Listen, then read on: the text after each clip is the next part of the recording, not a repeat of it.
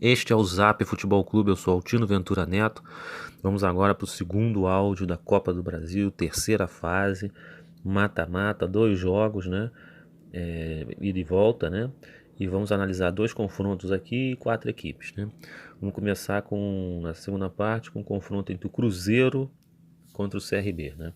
O Cruzeiro é aquela equipe tradicionalíssima de Minas, o maior campeão da Copa do Brasil até hoje com 6 títulos, é o quinto colocado no ranking, são 24 participações, mas o Cruzeiro vive aquele drama, né? Teve um ano terrível em 2019, o pior da sua história, uma crise política, institucional, financeira, um desmonte na equipe, um endividamento profundo, uma asfixia financeira, a queda para a segunda divisão, né? O Cruzeiro vive agora esse ano uma remontagem, né? Precisou dispensar vários jogadores caros em que não tinha condição de manter, né? Um técnico manteve o treinador, que é um treinador que teve história lá como jogador e até como treinador, mas é um treinador de segunda linha, não é um treinador com grandes conquistas, com grandes trabalhos, né? E numa modelagem de equipe em que o Cruzeiro está tentando aproveitar algumas joias da base, alguns jogadores vindo das divisões inferiores, né? É uma remontagem, o Cruzeiro teve muita dificuldade na primeira fase contra o São Raimundo de Roraima, uma equipe modestíssima, pálida, né? O Cruzeiro classificou pelo empate fora, né? 2-2, né? Uma situação muito constrangedora, quase foi eliminado. E na segunda fase, outro drama, né? O Cruzeiro empatou com o Boa Esporte 1-1 fora de casa, né? Um confronto de times de Campeonato Mineiro e veio a se classificar nos pênaltis, né? Já que na segunda fase o empate não classificava o visitante, a decisão, o empate levava para os pênaltis. Então o Cruzeiro já vivenciou seu drama esse ano na Copa do Brasil, né?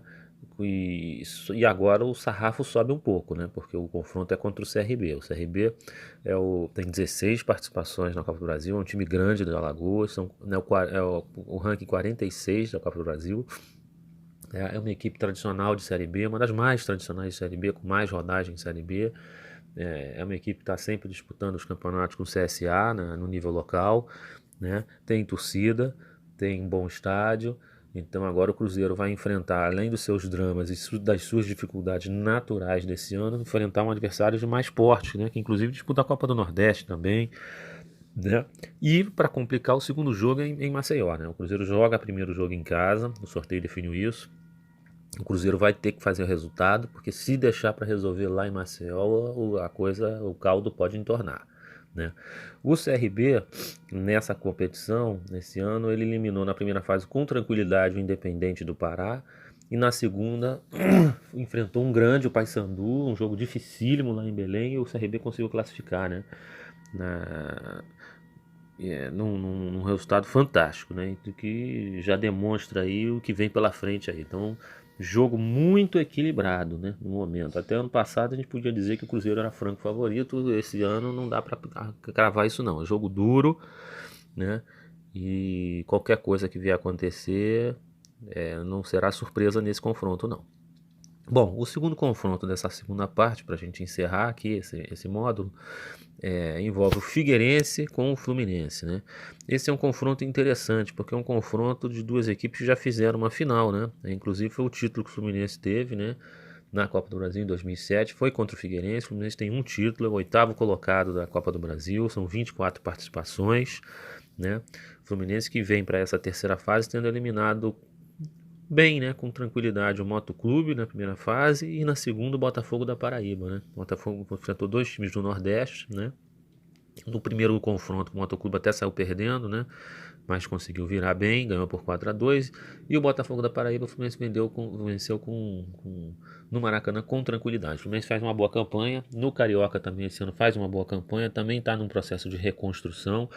É, tudo indica que vai sendo bem feito, o treinador encaixou bem, é um treinador que foi ex-jogador do clube, conhece, é um treinador muito trabalhador e que tem um estilo mais conservador de marcação, de retranca, mas que trabalha sempre bem taticamente as suas equipes e é um perfil, um estilo de jogo que normalmente se encaixa bem nas Laranjeiras, né? Então o Fluminense faz uma boa temporada. E vai enfrentar esse Figueirense, que como eu disse já foi vice-campeão numa final justamente contra o Fluminense. O Figueirense tem 19 participações na Copa do Brasil, é o 27º colocado, uma ótima classificação, né? Está entre os 30, o Figueirense. E o Figueirense eliminou numa primeira fase um confronto difícil, que ele nem era favorito, né? Conseguiu eliminar o Novo Horizontino, né? Que é uma das sensações esse ano do Campeonato Paulista, faz grande campanha, é o único invicto no Campeonato Paulista. E o Figueirense conseguiu eliminar lá dentro, né, de Novo Horizonte, né? Uma façanha, um grande resultado. Era a grande dificuldade do Figueirense nessa sua trajetória para chegar às oitavas, né? E que conseguiu passar no Novo Horizontino. Na segunda fase deu sorte que pegou o Vitória do Espírito Santo, que já tinha sido uma surpresa, e também passou. Então é um confronto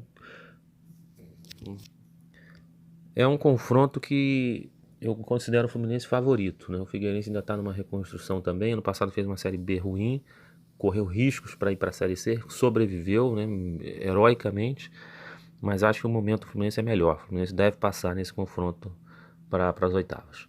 Enfim, são essas minhas considerações. Vão lá, deixem sua opinião, o que vocês acham, quem passa. Até a próxima semana, forte abraço.